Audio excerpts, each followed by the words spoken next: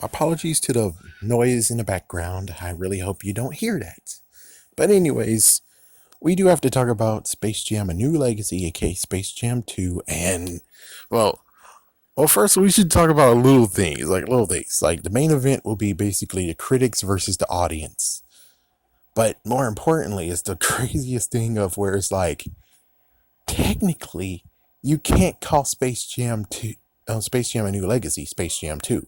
Why? Well, thanks to 3C Films, he actually did some digging.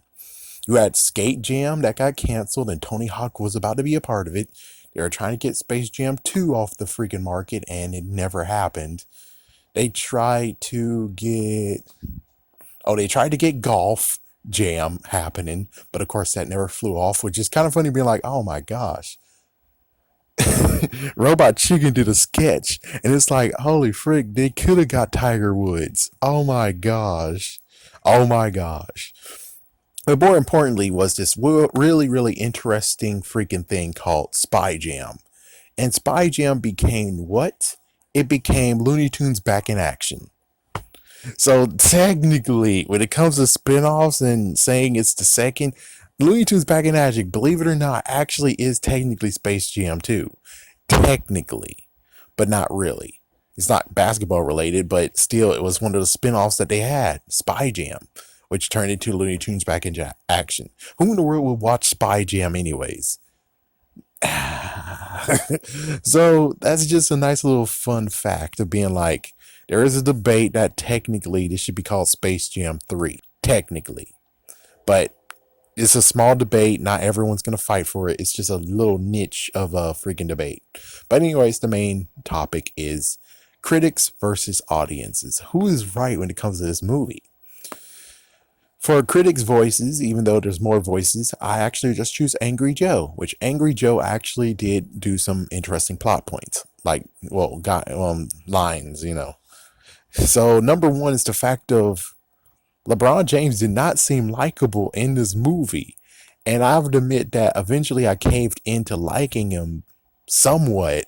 But yeah, it was kind of like you didn't really like him that much in the very beginning of the freaking movie, though. The fact of where his coach is a jerk ass, noted. He threw away a Game Boy. What the fuck? That's the biggest sin of all.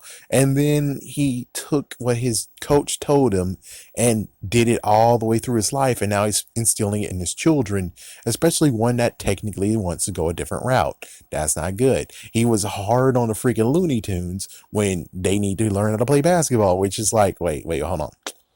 It's like it got to the point of where when I saw them playing basketball, and it gets to the point of where he kept on freaking not hounding them, but still grilling them. I had to actually ask, did Michael Jordan do the same exact shit? And it's like, no, he didn't. He allowed the Looney Tunes to be Looney Tunes. That's what he did. The only interesting part that occurred was the fact of like in the third season, in the third quarter, like in halftime, they got the whole MJ secret stuff, which was just water, but still, it was the potential that they actually had that was in them the whole entire time, but they needed a placebo. But it was pretty cool how that worked. But either way, he never really did it. The only thing they did was exactly what happened in this movie, which was get a good basketball player that actually goes with LeBron James, which was Lola Bunny. Duh. Everyone else is just there to help. That's it. Everyone else is there to help. Not to mention, I didn't remember. Apparently, there in the first movie, there were some foul shots. And I was like, there was some fouling. And I'm like, oh, yeah. So that's why there's a nice iconic moment of being like in both movies. One where it's like, well, apparently the Orange Goon Squad. Oh my gosh, really? Really? Hopefully I can make it. But anyways, the Orange Goon Squad. Yeah, he actually was gonna freaking body slam Lola, and Bugs took the hit for her. Same deal, but a little bit more catastrophic in the second one, where he sacrificed his life for everyone. And here's Lola again going to him, being like, oh my gosh, Bugs, that's the sweetest thing anyone has ever done.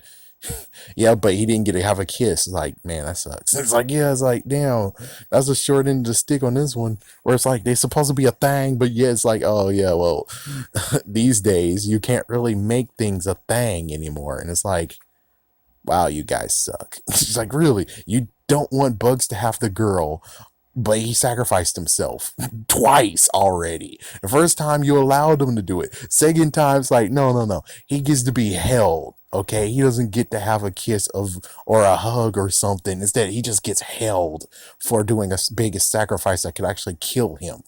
The frick, guys, the frick. I think that's about it.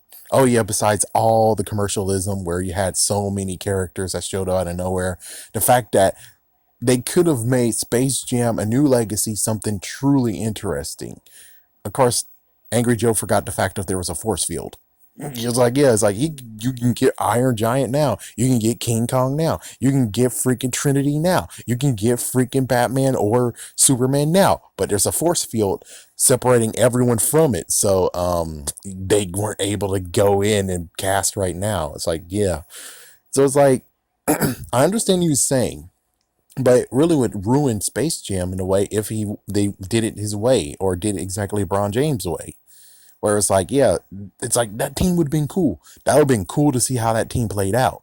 But it still wouldn't really be Space Jam. It would just be Space Jam, or basically WB presents Space Jam: A New Legacy. Yeah, instead of actually allowing it to be the tunes versus the, but it's still kind of underhanded though. You made Bugs kind of underhanded though, not listening to what he was saying, and just the fact of, and it's kind of crazy where you had so many options now versus Michael Jordan, who didn't really have options. He only just had the Looney Tunes, which wasn't bad at all. Well, now you have so many options, and yet you didn't get crap. And so many times where they actually did some candid shots where they used it over and over again. I'm like, oh wow. At least I didn't notice it, but still, some noticed it. I would just say that the background characters, it was pretty okay, but they say it was kind of disrespectful. So you can see why the critics gave it a low score, but everyone else loved it. And I say it was okay. Anyways, well, I don't know who really is in the right or wrong. Personally, it's like, it's your opinion. Period. Now, when it comes to the rating score, it's like your opinion matters to yourself. Don't allow anyone to tell you what you should like or dislike.